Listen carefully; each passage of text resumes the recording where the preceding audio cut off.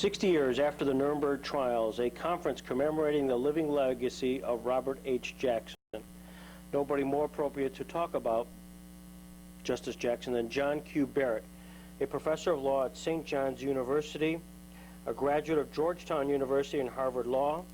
He is the Elizabeth S. Lene Fellow at the Robert H. Jackson Center in Jamestown, New York, and has spoken frequently on the subject. There was so much talent assembled in one room, except for when Jefferson had dinner by himself, and that's applied to lots of things. But this is really a very special event to participate in. I'd like to begin this somewhat unorthodox talk by taking you to a particular place at a particular moment. In the far southeast corner of Bavaria is the little bulge that contains Berchtesgaden. And in Berchtesgaden, or just outside, is the Obersalzberg, the rise into the mountains to the high peaks. And as you travel up that road this day, you would find a golf course. It previously, before its current country club incarnation, was a recreational facility for the United States Army during the many decades when we had a much more sizable military presence in Bavaria than we have there today. And before that point in time, it was part of the beautiful landscape in that alpine region that was the recreational home of the Nazi leadership in the 1930s and the 1940s. The date I want to take you to is December of 1945, December 22, I believe. The trial had been on for a month at Nuremberg, and the American case had largely been presented. And over the objections of Chief American Prosecutor Robert H. Jackson, the tribunal decided to take a Christmas holiday recess. Jackson, pushing to keep the work going as quickly as possible, proposed a one-day Christmas break, basically, and he lost that argument. And so for a 2.5-week recess, the participating allies, staff, and so forth, then scattered. The Brits largely went home, the French largely went home. I'm not sure what the Soviets did. Jackson largely released his American staff to pursue recreational activities. And he himself soon embarked on a trip that took him around the Mediterranean. We'll return to that. But on this particular day, he went where a lot of the people, military men, soldiers, some lawyers, some non-lawyers, themselves were going on this first day of the holiday, which was to this part of the Alpine Berchtesgaden region, to the Obersalzberg, to ski. And on that day, Robert Jackson himself, age 53, went skiing. And by contemporaneous accounts, he skied beautifully, a skill I didn't know he had, and I'm not quite sure where he got it from. And I begin with this little glimpse, biographer's tidbit, which is really what this talk is comprised of, to give you a little bit of a pushback on two things. I want to push back in this talk on Nuremberg as a grounded, located in Nuremberg event. I want to expand your geographic sense of what we're talking about. And I want to push back a little bit, cautiously, on the notion that Nuremberg was about crimes against humanity. What I'm going to suggest instead is that in the work of this architect, Robert Jackson, and in the way he presented Nuremberg to its many audiences, meaning the nations of the world community, referred to at that point as the United Nations, even though the entity was not yet formally created, and an audience here at home, this project was about the peace, the freedom, the Pacific typical human events that are as mundane as recreational skiing. Because those are the things that war makes impossible. And the crime of Nuremberg, the crime against peace, the crime of waging aggressive war, is literally the crime against typical life, which is the universal experience. Now I'm going to take you through this talk, reconsidering Nuremberg a bit, and the architect's vision and his communication of what it was really about, by reviewing this man in some places.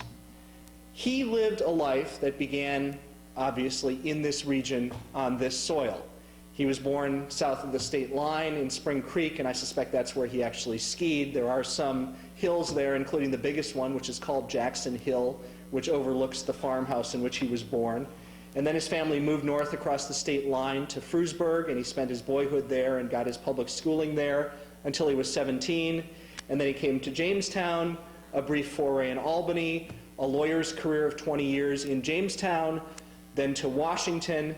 In other words, this was a man on the move, literally for his whole life something of a traveler. Not just an American traveler.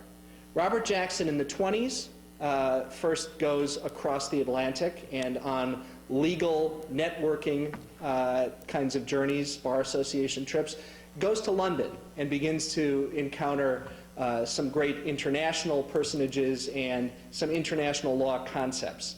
In the 1930s, as a government investigator, he interestingly does a very big project, the details which I'll have to spare you for now, that takes him to Sweden and in that fall of 1935 to Nazi Germany. So he, long before Nuremberg, is an on-the-ground observer and experiencing this thing that later becomes his responsibility. In these little moments and places, this trajectory, and in himself to his core, Jackson was about what each of us is about: freedom, individuality, options, expression, a lack of constraint. And that is, I think, the overarching philosophy that is part of what he did well before Nuremberg, private sector and government phases of his career. And it's part of what animated him to understand and so passionately present this theory of the supreme crime, the crime against peace, as the backbone at Nuremberg. The crime of illegal war had been pronounced and declared and established in Jackson's view long before the London Agreement of the summer of 1945. It had been established as of Kellogg-Briand in the late 1920s, at the beginning of the 20th century in various international compacts. When Cain slew Abel, war and aggression, the attack.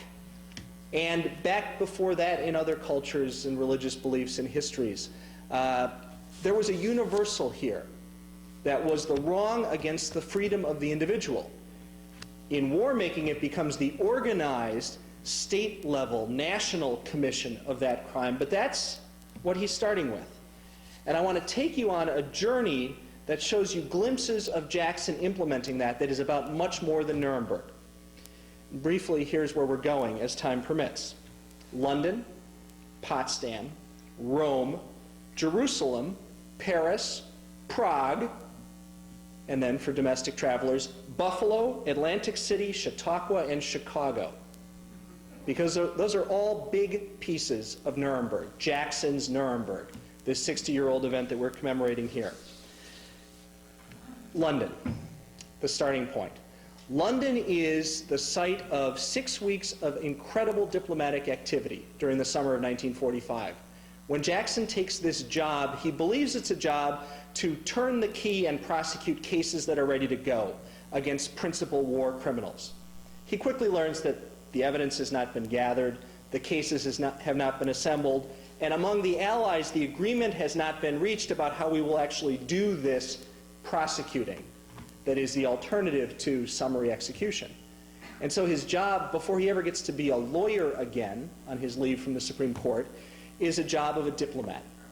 And at London, during very intense and very small-scale meetings around a four-sided table in Church House at Westminster Abbey, Jackson works out with the French and the British, but most directly with the Soviets, this structure in which the trial will go forward and this definition of the principal crime and the related crimes that flow from it that will be prosecuted. It's been previewed a little bit. Judge Robertson's comment about cross-examination is a part of that discussion. The moment I like best is one of the early conversations where the Soviet chief representative in those London meetings, General Nikitchenko, who later becomes the principal Soviet judge at the International Military Tribunal, explains Soviet criminal procedure, and then listens to a French explanation and a British explanation and Jackson's American explanation, and then interjects a question. He says, I don't understand the focus on trial procedure because the guilt of these people has already been proclaimed. Now stop to think about that for a second. Yes, there had been an agreement at a very high level of generality among the Allied leaders that there would be prosecution of war criminals, and principal war criminals for their crimes was the level of detail of that declaration. To the Soviet mind, that was the verdict. What would transpire in a courtroom would be decorative and brief apparatus between that verdict and the punishment, but there was no longer a question of guilt. What Jackson's doing in that conversation, that complex conversation during July of 1945, is explaining due process, burden of proof, independent judiciary, American justice across that great cultural divide. He does that by way of Potsdam in the end, because he goes and on a sort of satellite off of the principal meetings, which are Truman meeting for the first time with Stalin and Churchill, and then Attlee when Churchill is replaced, Jackson goes to explain a fundamental divide that still persists and asks, what is my authority, basically? How far may I go? What must I do? What kind of agreement am I limited in reaching? And Truman and James Burns, the Secretary of State, basically give Jackson a blank check to be the United States, even to the point of blowing up this Allied agreement if it's impossible to close the gap. And with that kind of leverage and threat, Jackson comes back to London in late July and pretty quickly gets Nikitchenko to blink.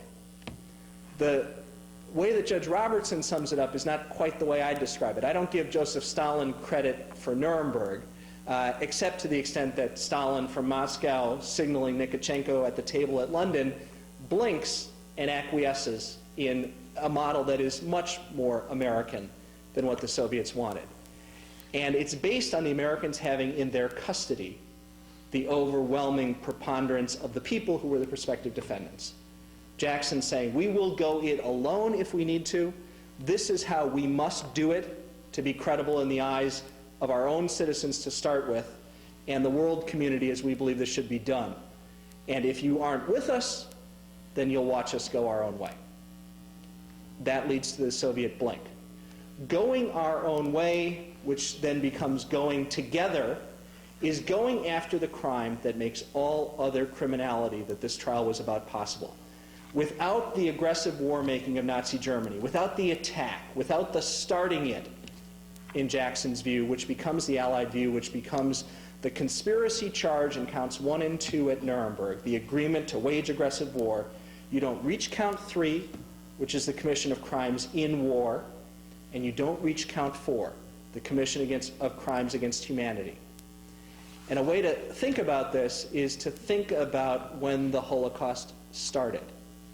That's a modern construct, a modern word, a modern appreciation that only in the course of the trial really began to dawn on these prosecutors and took decades and a lot of scholarship and global effort, I think, to get where we are today. But I'll defer to Michael Maris if there is a starting date. The Holocaust is, as somebody has said, an event located in Poland. It's an event located after September 1, 1949. There is sterilization, there is euthanasia, there is incarceration without due process. There's great domestic criminality. But Holocaust, if by that we mean large-scale ethnic-based extermination, is a war-based event. It may be a starting point that we're less sympathetic to. It may be that we roll the seeds of the Holocaust back before war. But for these people, as they were beginning to unfold and understand this, war made it possible. And thus, from London through Potsdam, they proceed to Nuremberg, with an interesting stop on the way, and this is Rome. Jackson, in August, during the transition point from the London agreement to the interrogation and case-building phase at Nuremberg, travels to Rome to meet with Pope Pius. And what Jackson is doing in that piece of diplomatic activity is gathering Vatican evidence and gathering Vatican support for this theory of the crime, this crime against freedom in the form of war. Now, the trial starts The indictment is returned in October. The trial begins in November. Jackson gives his brilliant opening on November 21st. The American case is presented, including the films, in November and early December. And the American trial work is approaching its conclusion before this forced holiday break. After the ski day at Berchtesgaden, many soldiers stayed there or did other things on the R&R. A core Jackson team on a military plane, which he was able to commandeer, went on a junket. And this is the trip around the Mediterranean that I referred to earlier. The interesting stop, for my purpose here, is the 2 days they spend in Jerusalem. Jackson there is the guest of the British High Commissioner, Sir Alan Cunningham, and his guest literally in the government house on the top of the Hill of Evil Council outside of Jerusalem. Most of the staff stay in the King David Hotel, but Jackson is the guest of the imperial governor. And Jackson is there on Christmas Eve and Christmas Day. And so what does one do in the Holy Land on Christmas Eve? You go to Bethlehem, even if, like Jackson, you're not much of a believer. And he attends the midnight mass and services and is kind of appalled by the drinking and the carousing and the neon lights over the manger and various other things that seem to him to be less religious in nature than the spot and the occasion calls for. But he takes it all in, he writes about it, he writes home about it, and he never comments privately, later, etc., about a juxtaposition that from our 21st century vantage point seems obvious. As you are trying a case that is about crimes against humanity, that is about the Holocaust, even if that was not their word, and visiting Palestine, a scene of sizable refugee arrivals by that point, and incipient Jewish terrorism in the pursuit of a homeland, wouldn't that juxtaposition perhaps occur to you? It seems not to have occurred to Robert Jackson. Jews, victims, Jews, prospective homeland. There's not a trace of it. And I think what that ratifies is something that I view not as a criticism, but simply a descriptive reality about Holocaust consciousness and what the Nuremberg case was about in its time versus what it has become in our time. It was about the war and the horrible and increasingly visible things as the proof developed that included the crimes against the Jews, but it was about the war. And thus visiting Jerusalem wasn't about understanding the point of the case in a place that it connected to. It was about an R&R break during a holiday recess. Now, in the spring of 1946, the American role becomes much more episodic, and Jackson's role becomes much more episodic. The Allies present their pieces of the case in January into February, and in March the defense cases begin. And Jackson, of course, had notable courtroom moments cross-examining defense witnesses and defendants themselves during the defense case, but he also had, frankly, a fair amount of downtime. And what Jackson used that downtime for, in one sense, could be called more R&R, or, as we would say if we saw our member of Congress engaging in it, junketing around Europe. But before you slap that label on it, I encourage you, in due course through my efforts and in the immediate time frame through the transcripts and things that we'll show you, to read the messages he was delivering as he traveled around. And this travel agenda is grueling in a day of prop travel, even if you can commandeer a plane. We're talking about Oslo, we're talking about Paris, we're talking about many other European venues that he went to, in part to sort of repay the gratitude and cement the connection with allied nations, the United Nations, that had committed themselves to the Nuremberg Project. I'll focus on two of those stops. The first one is Paris, at the beginning of April 1946. Jackson, just 10 days earlier, had completed his significantly underrated, in my view, cross-examination of Hermann Goering.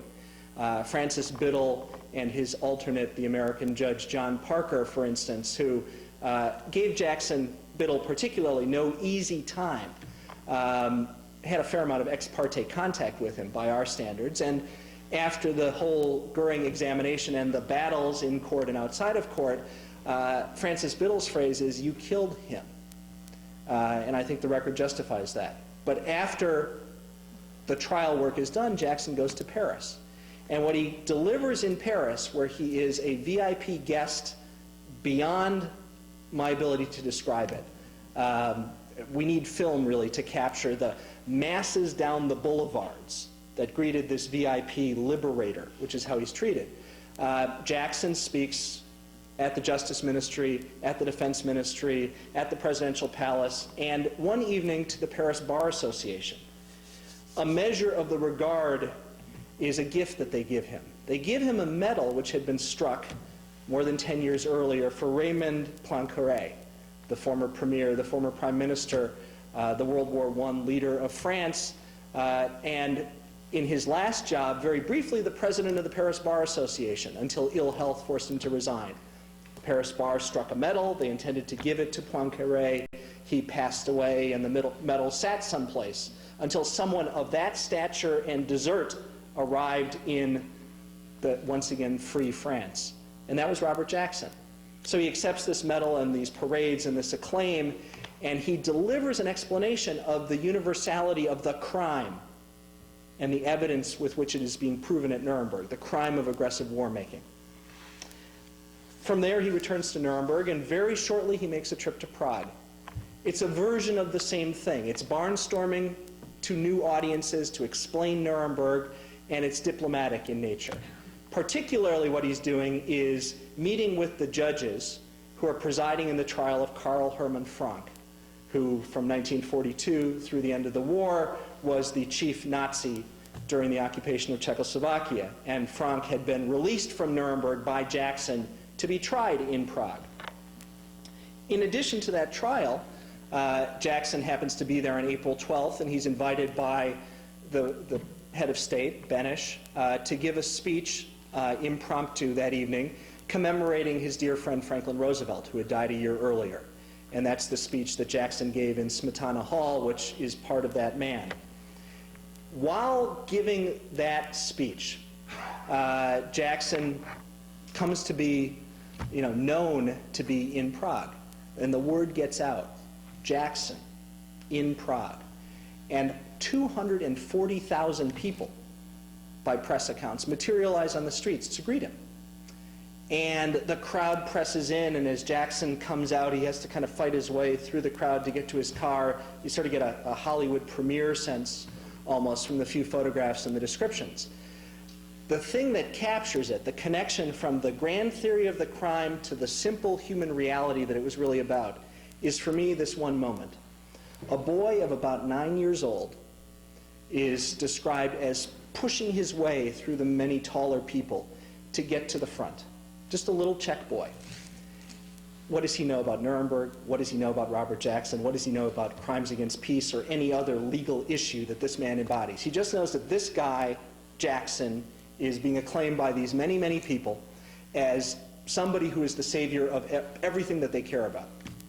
And this little boy presses through, and he gives Jackson the most prized commodity, I think, that one could have. The one token he had in his possession to express his gratitude. He presses into Jackson's hand one cigarette. But that's not the point, the key point of this Prague trip, because the next day, Jackson is taken slightly west of town, 18 miles, to see the location of the former village of Lidice. And I want to talk for just a few minutes about Lidice, to connect it back to Nuremberg. Lidice was once a word that would have been on the tip of every tongue in this room, on these grounds, in this state, in this country. For those who aren't familiar, which I think includes most of us, and until recently included myself, perhaps, let me tell you what Lidice was. After Munich and after the betrayal and after the occupation, the Nazis occupied Czechoslovakia. And the chief official, the Nazi leader in this occupation government, is Reinhard Heydrich. Beneš, a government in exile, is based in London and relatively powerless. But with the support of the British, embarks on an effort to demonstrate that there is something pushing back, something fighting independently in the Czechoslovakian people, in Bohemia particularly. And the British train commandos and parachute them into Czechoslovakia, and after a couple of months of hiding in barns and scrambling around, This team of Czech partisans assassinates Reinhard Heydrich. That assassination happens at the start of June 1942. It's a bomb thrown at his vehicle as he drives from his residence down into the town, and the shrapnel kills him. The top Nazi in the occupation has been assassinated by partisans. And then begins a furious cycle of reprisals. The bloody scope of these reprisals defies description. The one piece, however, that I want you to understand is Liedesay. The Germans came to understand, accurately or not, that this small village of Liedesay, out in the countryside, a little agricultural village, had harbored the killers of Heydrich. True or false? I think there's still argument to this day, and probably it will never be resolved. But that is the belief, and that transmits back to Berlin, and Berlin's response is an order, an immediate reflexive order to obliterate Liedesay from the face of the earth. In Hitler's words, only corn will grow there. And a battalion rolls out. The people of Liedesay are rounded up. The men are divided from the women and children. The men are immediately machine gunned. The women are killed on a slower basis. The children are either killed or kidnapped if they're young enough and Germanized, a horrific part of the story to think about people in their 70s who may well be children of Liedesay. And then with the people gone, the village is obliterated. Every building, every structure, blown up, torn down, plowed under. But here's the kicker. Radio Berlin then tells the world in June of 1942. It's a don't mess with us message of incredible potency. And if you look on the front page of the New York Times or the Jamestown Evening Journal or any local paper in any burg in this country, you will find the story of Liedesay in June of 1942, in the first 6 months of the war. Now, what is that? It's a crime against humanity. It's an atrocity of untold proportions. It's a part of a war that is a crime in and of itself. And Liedesay is the word on the lips from there forward. It's not the word on our lips. Auschwitz becomes a word through the Nuremberg trial. Treblinka, Sobibor, those are newer, later pieces of vocabulary. Liedesay is the word that you find in Franklin Roosevelt's address to the Congress when he returns from Yalta on March 1st, 1945, just 5 weeks before his death. Liedesay is the word that you find in Robert Jackson's report to Harry Truman after his first organizational trip to Europe at the start of this Nuremberg assignment in June of 1945. And now Liedesay, during the Nuremberg trial, is something that Robert Jackson is seeing for himself. And it, in our terms, blows him away. He's there with his son, William, a couple of other assistants, and it is an on-the-ground seeing of the point of his work, and he communicates it quite powerfully in some private writings. And then he literally does, as a travel matter, what I think the whole point is of getting from 1942 to this Nuremberg trial of 1945-1946. He goes from Liedesay back to Nuremberg. And if I had to kind of capture in a word, without fighting or minimizing the Holocaust or crimes against Jews or any particular aspect of crimes against humanity, the Liedesay notion of the core crime as part of the core war is the event that fits and clicks and is what Jackson had been arguing for and implementing all along. Let me move back to American soil. Jackson sums up at Nuremberg on July 26, 1946. He then departs and returns to the United States, returning to Nuremberg for the sentencings at the end of September, and then returning for good for the rest of his life on October 1st, 1946.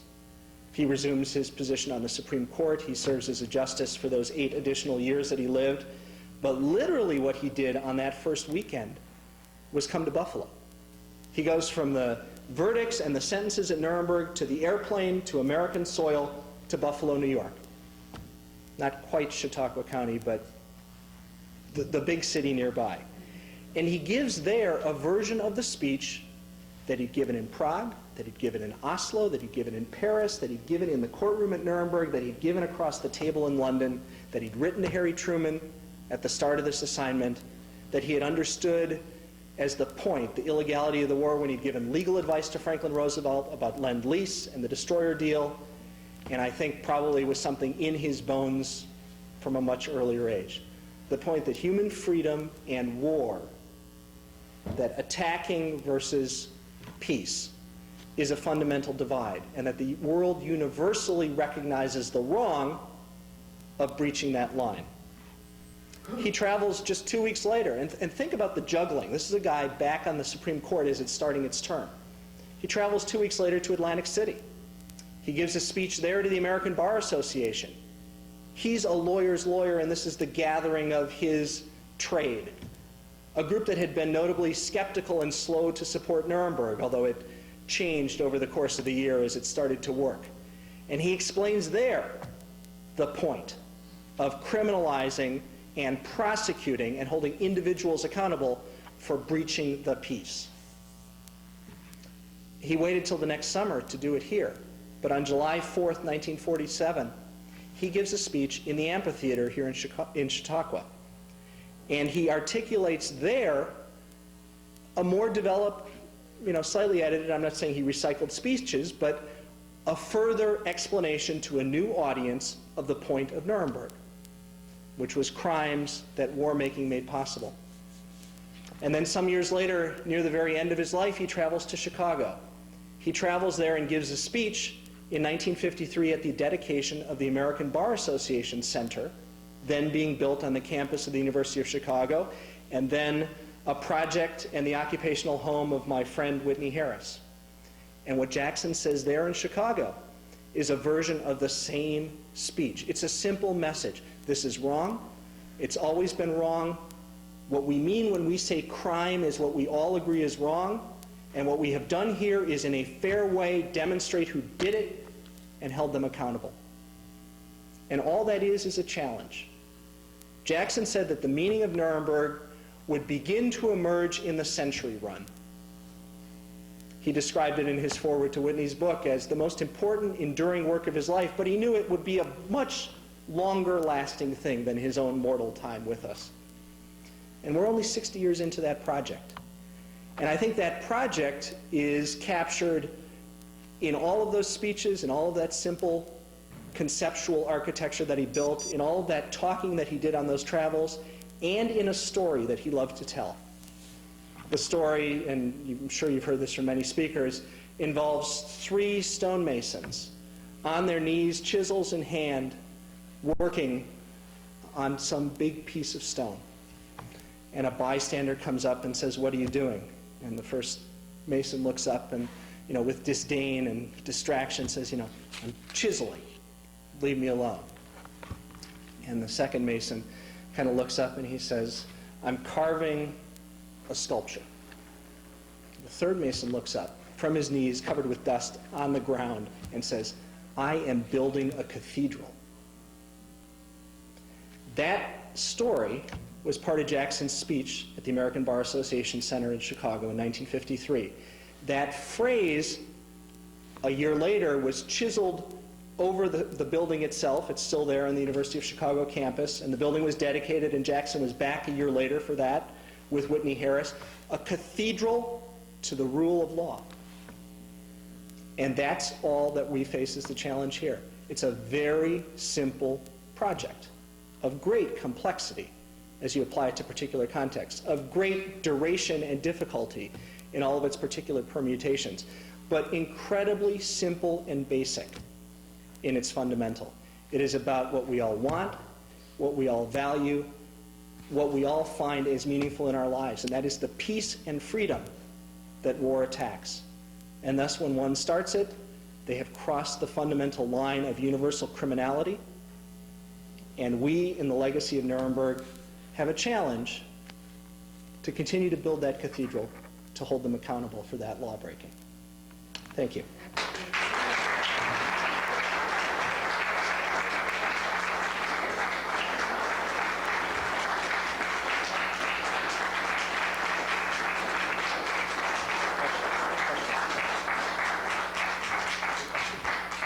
We got time for a few questions. Before that, bar cart will walk by. But let me just a personal observation. I'm listening to my good friend Professor John Barrett talk about a time in which my other good friend Whitney Harris lived, and I could just see him clicking the dates, Whitney, when he was talking about things at Nuremberg of which you were a part, including all the way up through the Chicago piece. So to the two of you, thank you for coming, and thank you for making this such a special celebration, because that's a gap that's been bridged here today. So,